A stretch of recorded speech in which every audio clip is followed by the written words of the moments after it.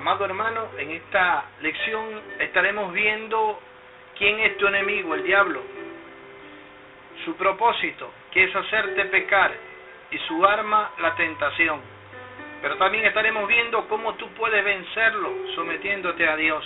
La Biblia dice: someteos, resistid al diablo y él huirá de vosotros. Tu enemigo, el diablo, está enojado contigo porque tú te le has ido de sus manos, porque el Señor te ha hecho ahora su hijo. Segunda de Timoteo 2:26 dice: y escapen del lazo del diablo en que están cautivos a voluntad de él. Antes de nosotros conocer a Cristo hacíamos la voluntad del diablo, porque la Biblia dice que el que practica el pecado es del diablo. Y la palabra lazo significa trampa. Nuestra mente estaba enceguecida, pero Dios nos iluminó con su Santo Espíritu, nos redarguyó y nos salvó. Y hemos pasado de las tinieblas a la luz, hemos pasado de la muerte a la vida. Colosenses 1:13 dice: el cual nos ha librado de las potestades de las tinieblas. Mire de dónde el Señor nos ha libertado, dice, y trasladado al reino de su amado Hijo. Ahora, su propósito es hacerte pecar. Satanás quiere que el cristiano, que el Hijo de Dios, caiga en pecado, porque sólo así logra que la comunión íntima con nuestro Dios sea interrupta. Dice Primera de Pedro 5:8: sé sobrios y velad. Y es lo que Dios nos manda hacer, porque vuestro adversario, el diablo, como león rugiente, anda buscando a quien devorar. Y en Isaías 59:2 dice: pero vuestras iniquidades han hecho división entre vosotros y vuestro Dios, y vuestros pecados han hecho ocultar de vosotros su rostro para no oír. Mire qué terrible es el pecado. No solamente rompe la comunión con Dios, sino con los que nos rodean y aún con uno mismo. Ahora vamos a ver su arma, que es la tentación. Satanás, hermanos, desde el inicio, su forma de seducir no ha cambiado. Él es el portavoz de la tentación. Lo vemos desde su origen. Su método sigue siendo igual, dando palabras de intercambio, ¿no? Planteando argumentos razonables, y después lo convierte en incuestionable, y por último empieza tanto a presionar con aquellas cosas, ¿no? Para que el hombre acepte la mentira que él está infiltrando en la mente. Dice la Biblia en Génesis 3:6: y vio la mujer que el árbol era bueno para comer y que era agradable a los ojos y árbol codiciable para alcanzar sabiduría, y tomó de su fruto, dice, y comió, y dio también a su marido, el cual así comió como ella, dice. Entonces, lo mismo quiso hacer con Jesús. Si tú eres el Hijo de Dios, mire el argumento razonable: haz que esto se convierta en pan. Pero que con Jesús no le funcionó, porque Jesús representaba a toda la humanidad, aleluya, y como Hijo de Dios, como hombre, lo venció a Satanás, venció al mundo, a la carne. ¿Okay? La palabra de Dios nos enseña, hermano, que Él vino a hacer la voluntad de Dios y a rescatar al hombre. Por eso era necesario que el Hijo de Dios se hiciera hombre. Amén. Y vamos a ver, mire, cómo Satanás atacó a la carne, a los ojos y a la vanagloria, como hemos leído en Génesis 3:6. Lo mismo hace en el Nuevo Testamento, 1 de Juan 2, del 15 al 16. Mire, estos mismos tres elementos sí vienen involucrados. Dice: no améis al mundo, ni las cosas que están en el mundo. Si alguno ama al mundo, el amor del Padre no está en él. Porque todo lo que hay en el mundo, los deseos de la carne, los deseos de los ojos y la vanagloria de la vida, no provienen del Padre, sino del mundo, y el mundo pasa y sus deseos. Pero el que hace la voluntad de Dios permanece para siempre. ¿Se da cuenta? Usa siempre esos tres partes débiles en el ser humano: la carne, los ojos y la vanagloria de la vida. Dios, en su amor, no quiso que el hombre conociera este conocimiento del bien y del mal, porque sabía que conociendo esto, el hombre iba a enfrentarse a un mundo lleno de sufrimiento, de dolor, de angustia, de enfermedad. Pero Satanás, en cambio, le convenció al hombre que le faltaba conocer ese conocimiento. Pero Satanás sabía que Dios no mentía cuando le había dicho al hombre que si comía, moría.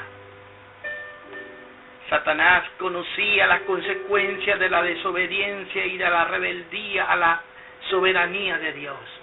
y por eso despertó el mismo apetito, la misma hambre de rebeldía en el ser humano. Ahora, ¿cómo nosotros podemos defendernos de este adversario, el diablo?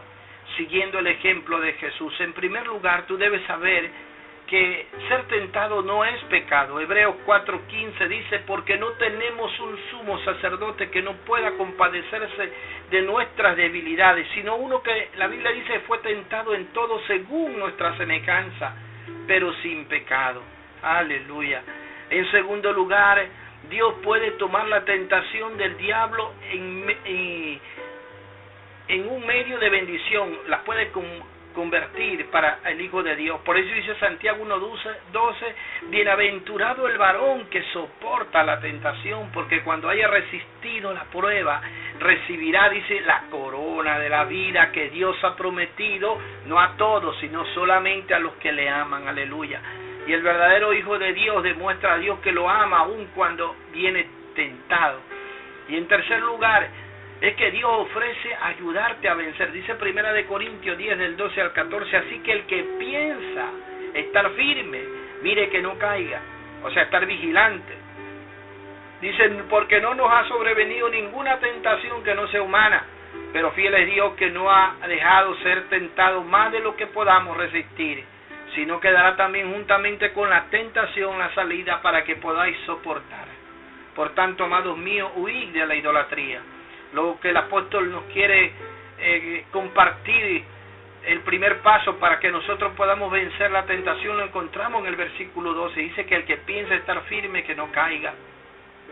Quiere decir desconfiar en ti mismo, para depender totalmente del Señor. O sea, hacerte un examen honesto, sincero, transparente, con la ayuda del Espíritu de Dios. Solo así tú vas a descubrir en qué áreas específicas de tu vida te sientes seducido, atraído para pecar, cuál es la motivación, quién la ocasiona.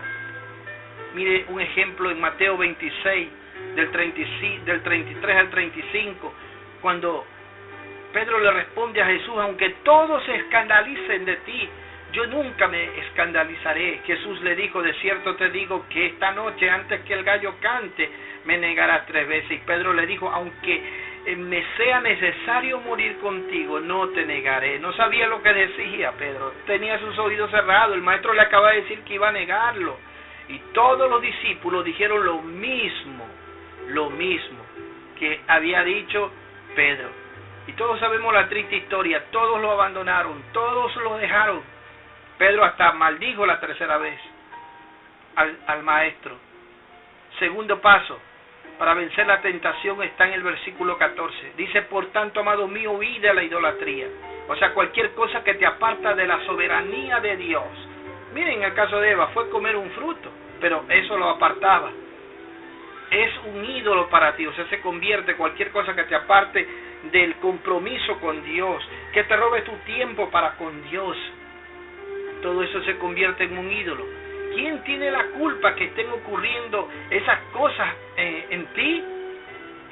La Biblia dice que lo fundamental de la tentación se debe al aspecto seductivo de lo que nos tienta, o sea, conforme a la concupiscencia que todavía está en nosotros, o sea, el deseo hacia lo prohibido, que nos impulsa a usar en forma inapropiada los deseos naturales que Dios nos ha dado. Nuestro desafío como cristianos es llegar al punto de saber si es una tentación lo que estoy probando y poder decidir y tomar la plena responsabilidad delante de Dios, ser honesto, si quiero llegar a ser el hombre que Dios quiere que yo sea, semejante a Cristo, y tomar la responsabilidad en esta tentación y no permitir que esto me controle. El enemigo sabe que si afecta a nuestra mente, porque todo empieza ahí, incidirá directamente sobre nuestra voluntad. Satanás aprovecha una mente no renovada para establecer argumentos engañosos. Nuestro deber es someternos a los pensamientos de Dios, mis amados hermanos, y tomar la decisión de apartarnos, de huir de la tentación. Mire, José nos dio el ejemplo.